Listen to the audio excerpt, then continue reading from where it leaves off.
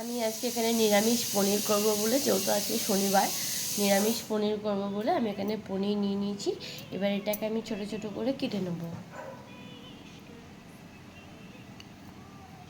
পনিরটা ফ্রিজে ছিল, ফ্রিজ থেকে কিছুক্ষণ আগে আমি বার করে রেখে দিয়েছি।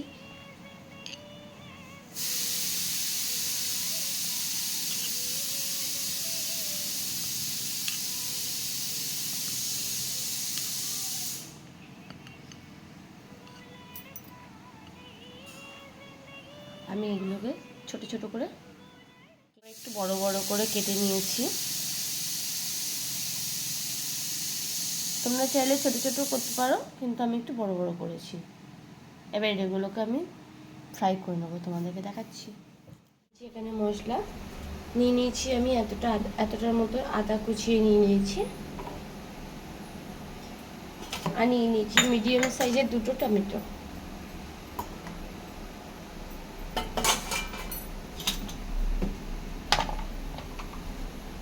এখানে আমি দিয়ে দেবো 1 চামচ জিরের গুঁড়ো, 1 চামচ ধনের গুঁড়ো, 1 চামচেতে একটুখানি লঙ্কার গুঁড়ো কম, পেস্ট করে নেবো।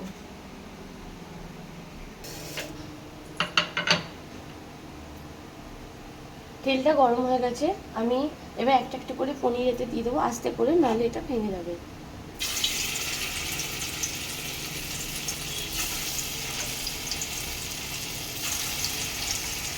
পনিরের জন্য কড়াইটা বসিয়েছি, কড়াইটা ভালো করে গরম হবে, তারপরে তেলটা দেবে, নাহলে পনিরটাই লেগে যায়। আর সবসময় আঁচটা কমিয়ে নেবে।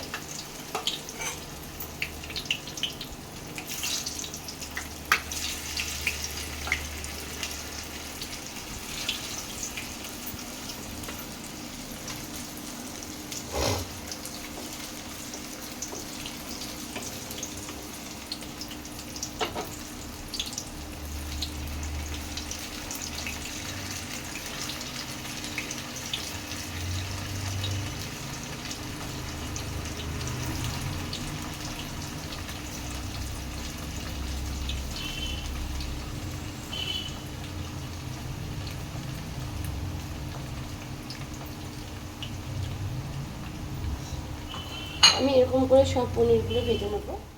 হয়ে গেছে, আর একটা সাইড হচ্ছে, আমি যেগুলো ফার্স্টে দিয়েছিলাম সেগুলো একটা একটু করে তুলে নেবো।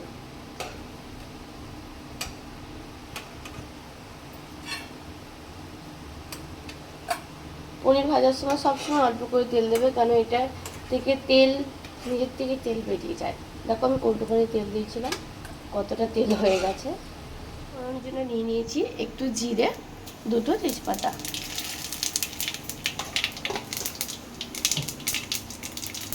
আমি এখানে এই সাইজের আলু কেটে নিয়েছি, আলুগুলোকে এবার ভেজে নেবো।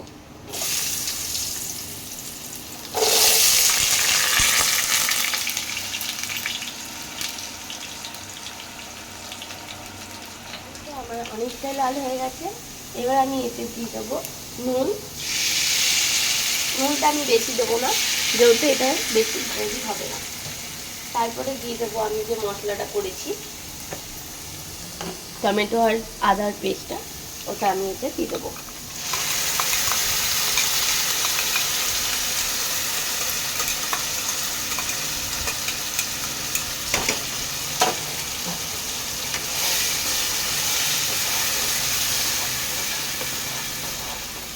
টমেটোটা পেস্ট করে দিলে কি হয়, তরকারির কালারটা খুব সুন্দর হয়।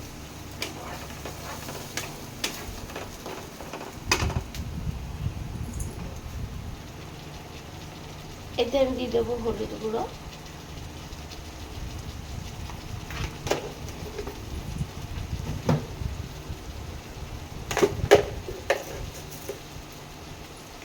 ছোট 1 চামচ চিনি। এবার আমি এটাকে দিয়ে ভালো করে কষাবো।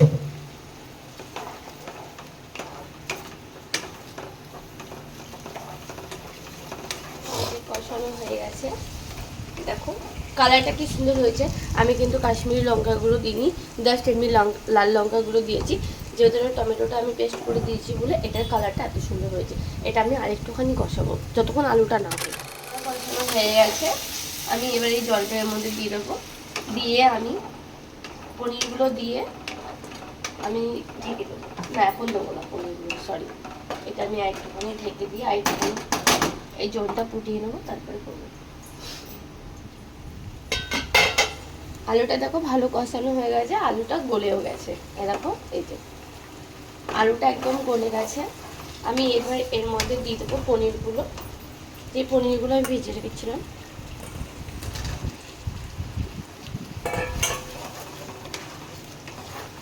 আমি কিন্তু এটা পুরো আজকে নিরামিষ করেছি।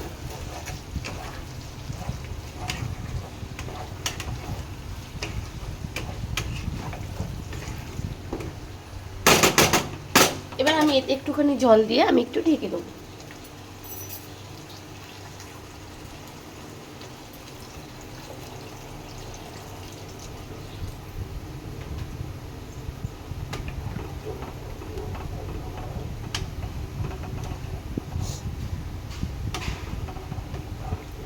পনিরের তরকারিটা আমার হয়ে গেছে।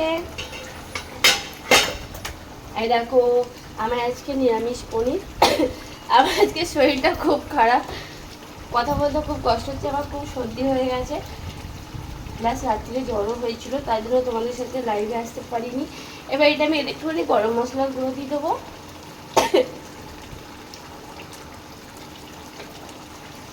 আমরা নিরামিষের দিনকে ভাবি যে কি রান্না করব, কিন্তু এইটা সব থেকে সুবিধে আর তাড়াতাড়ি হয়েও যায় আর খেতে টেস্টিও লাগে।